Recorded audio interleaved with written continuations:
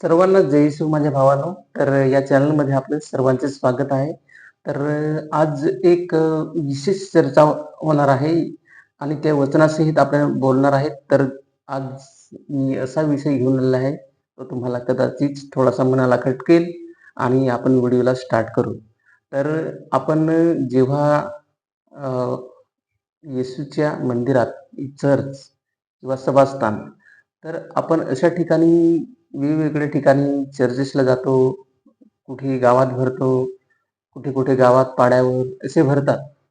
आणि जे भरणारे जे आहेत चर्च म्हणजे मंदिर, तर जी येशूची बैठक असं एक साध्या सोप्यात तुम्हाला सांगतो भाषेत, जी येशूची बैठक म्हणजे येशूची सभा भरते, त्या ठिकाणी प्रत्येक ठिकाणी जी कशा पद्धतीने भरते आणि जे शिकवणारे जे पास्टर आहेत आणि जे कोणी सेवक आहेत, तर ते कशा पद्धतीने शिकवतात आणि कशा पद्धतीने चालवतात, तर हा शेवटपर्यंत पहा. आणि जे माझे भाऊ आहेत, त्यांनी हा व्हिडिओ पूर्ण पहा आणि जी कशा पद्धतीने शिकवतात आणि ते बरोबर शिकवतात की कसं शिकवतात, तर हा व्हिडिओ फार उपयोगी आहे. तर आपण माझ्या मनातलं काही सांगणार नाही आहे. जे काय सांगेल ते बायबल सांगणार आहे. तर हा व्हिडिओ शेवटपर्यंत पहा माझ्या भावांनो. तर चला इथे पहा. इथे जे खोटे उपदेशक आहेत म्हणजे खोटे जे हे देवाच्या नावाने जे धंदा करतात, त्यांच्याविषयी हा व्हिडिओ आहे. आणि सर्व माझ्या भावांनो, हा व्हिडिओ शेवटपर्यंत पहा आणि तुम्ही त्यांची पारख करा. ह्या मी जे वचन वाचून दाखवणार आहे त्याची पारख करा आणि नंतर तुम्ही त्या ठिकाणी बसायला जा. तिथे जे बायबलनुसार शिकवत असतील तिथेच जा. आणि चला आपण वाचून तुम्हाला दाखवतो. खोट्या उपदेशकाविषयी सावध राहण्याची सूचना. तर हा जो आहे मत्तई याचा 7वा अध्याय आणि 15वं वचन पहा याकडे. माझ्या मनातलं काही नाही सांगत आहे, जे काही आहे ते बायबल सांगेल आणि तुम्ही ऐका. इथे पहा. आणि खोट्या भविष्यवादाविषयी सावध असा. ते मेंढराच्या वेशाने तुमच्याकडे येतात, परंतु अंतरी क्रूर लांडगे आहेत. पहा इथे. ते आपले देवाचा प्रचार करायला येतात आणि ते एकदम मेंढरू कसं गोड आणि एकदम गरीब सारखे एकदम मस्त, तसं ते त्या वेशाने येतात आणि ते अंतरी क्रूर लांडगे जे धंदा करणारे आहेत त्यांच्याविषयी हे आहे वचन. पहा ते पुढे. त्यांच्या फळावरून तुम्ही त्यांना ओळखाल.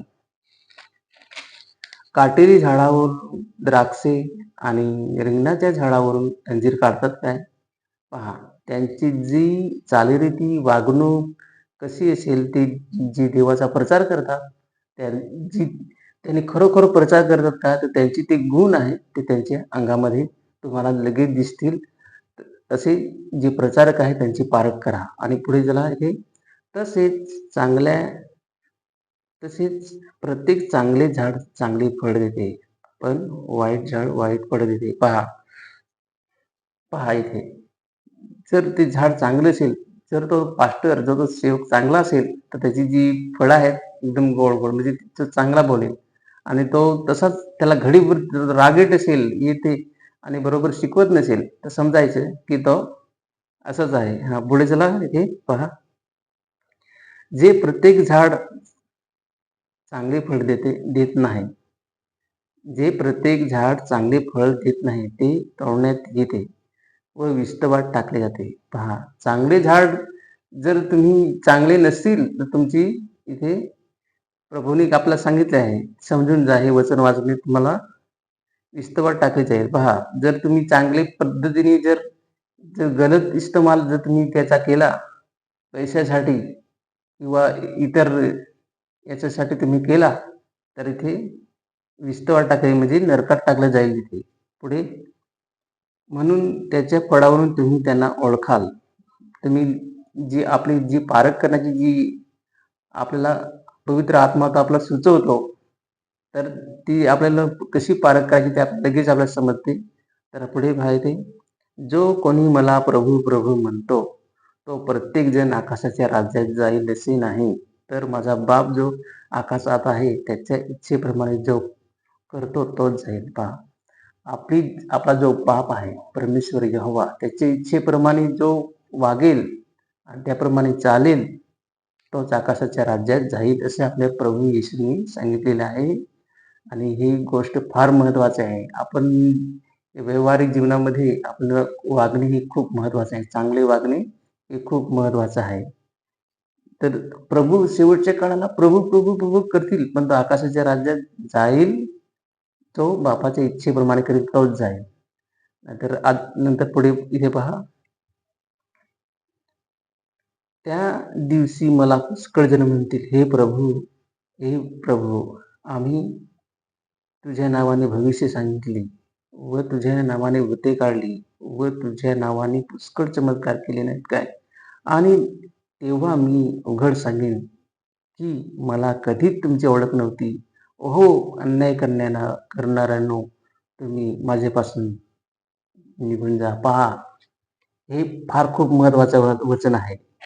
तेव्हा प्रभू येईल, तेव्हा सर्वजण, हे प्रभू, हे प्रभू, मी तुझी सेवा केली, मी तुझी सेवा केली आणि तुझ्या नावाने मी भविष्य सांगितली, तुझ्या नावाने मी चमत्कार केले, तुझ्या नावाने मी भूते काढली, तुझ्या नावाने मी गिरणावर प्रार्थना केली, असे सांगणार. आणि ते प्रभूला सांग, पण तेव्हा प्रभू ओळखणार नाही. इथे वचन मी नाही सांगत आहे, हे वचन सांगत आहे ते. तर माझ्या भावानो, माझे हे वचन आहे ते खूप महत्वाचं आहे आणि हे वाचून घ्या. आणि जे सेवक आहेत, जे पास्टर आहेत, हे वचन व्यवस्थित वाचा. पास्टरांनी ह्या वचनावरती नजर फिरवलीच असेल, पण जे आज मी ठिकठिकाणी बघतो, अनेक ठिकाणी, तर त्याच्या नावाने धंदा करतात, घर शिपायला जातात, जसे आशीर्वादित पाणी घेऊन पूर्ण घर शिपतात, आजूबाजूचा परिसर शिपतात.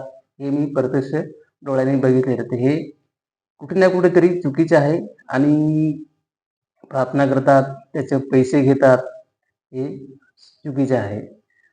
सुधरा माझ्या पास्टर, माझे जे देवाचे सेवकांनो, पश्चाताप करा चुकलं असेल तर, आणि देवाची सेवेला चांगला हातभार लावा. वाईट त्याची जी दिलेलं आहे त्याचे वाईट इस्तेमाल करू नका, म्हणजे वाईट त्याचे वापर करू नका. तर इथे आपली जे माझे मना इच्छेनुसार नाही सांगत आहे, तर इथे जे वचन आहे ते मला वाचून दाखवलेलं आहे. जे प्रभूच्या नावाने धंदा करतात, प्रभूच्या नावाने जी काही काही अलग अलग प्रकारचे चमत्कार करतात आणि पैसे घेतात, हे चुकीचे आहे. हे वचन आपल्याला साफ डोळे उघडून आपल्याला सांगत आहे. आणि जे जे माझे भाऊ बसायला जातात, जे त्या प्रार्थनेमध्ये जातात, तर त्यांनी पारख करावी. जी मंडळी आहे, जी ती कशा पद्धतीने चालते, बायबलनुसार चालते की नाही, की तिथे अजून नवीन नियम भरवून ठेवले आहेत, अजून काही काय त्याच्यामध्ये केलेले आहेत, तर त्याच्यापासून सावध राहा आणि पारख करा. आणि चांगली मंडळी असेल तिथे जावा, जी आपल्याला मरणामध्ये पण साथ देईल, लग्नामध्ये पण साथ देईल. कारण की ख्रिस्ती जीवन हे अलग जीवन आहे, ते जगाच्या रीतीप्रमाणे नाही आहे. काही ठिकाणी भरवतात, सर्व करवतात, पण जे चालीरीती आहेत त्या पूर्ण जगाप्रमाणे चालवतात, तर हे चुकीचे आहे. काही ठिकाणी प्रभू म्हणून भरवतात, प्रभू म्हणून, आणि येशूचं नावच नाही तिथे घेत, हे चुकीचे आहे. प्रभूचा गौरवोत्सव, देवाचा गौरवोत्सव असेच सांगतात, पण येशूचा गौरवोत्सव नाही सांगत. म्हणजे येशू हे नाव लपवण्याचा प्रयत्न करत आहेत, तर हे चुकीचे आहे. आणि ही पारख करा आणि हे जिवंत देवाचे वचन फॉलो करा. म्हणजे हे जिवंत देवाचे जे वचन तुम्ही घेतलेलं आहे, त्याचा नीट वापर करा. नंतर जे वाईट झाड आहे ते विस्तवात टाकलं जाईल, म्हणजे नरकात जाईल.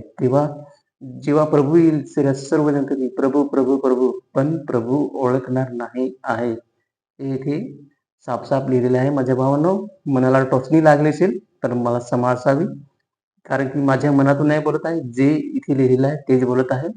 तर आजचा व्हिडिओ हा खूप महत्वाचा आहे, आणि हे वचन जे आहे ते वाचून घ्या आणि त्याच्यावर मनन करा, चिंतन करा. आणि आजचा हा व्हिडिओ मी इथेच थांबवतो आणि भेटूया आपण पुढच्या व्हिडिओमध्ये. तर माझ्या भावांनो, सर्वांना जय येशू. काळजी घ्या भावांनो.